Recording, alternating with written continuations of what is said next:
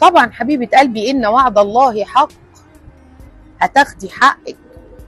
ما كانش في الدنيا ضروري في الآخرة يوما تشخص فيه الأبصار. بس أنا خايفة عليكي بقى من حاجة تانية خالص. انت كنتي متعلقة بالشخص ده، حسيتي بالظلم والوجع، دلوقتي انت بقيتي متعلقة بالانتقام منه. انت شايفة المشكلة عاملة ازاي؟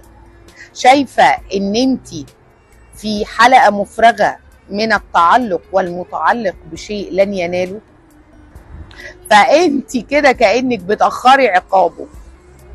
لا، انت لازم ما يبقاش فارق معاكي انتقام ربك سبحانه وتعالى منه امتى. هو جاي. اللي يفرق معاكي دلوقتي يعوضك.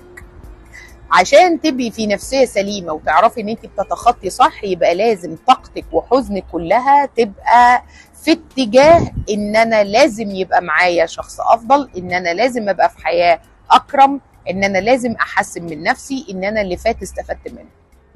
لكن طول ما انت عايشة ان انت لازم حياتك كلها ما تبقاش متزنة الا لو شفت الشخص ده وهو تعيس، يبقى انت كده مش هتتعافي ومش هتبقي مستحقة لان ربنا ياخد لك حقك. عارفة ليه؟ لانك هتبقي من الظالمين انفسهم. فالظالمين انفسهم بقى انت كده نقلتي الحكاية في حتة تانية خالص. فخدي بالك.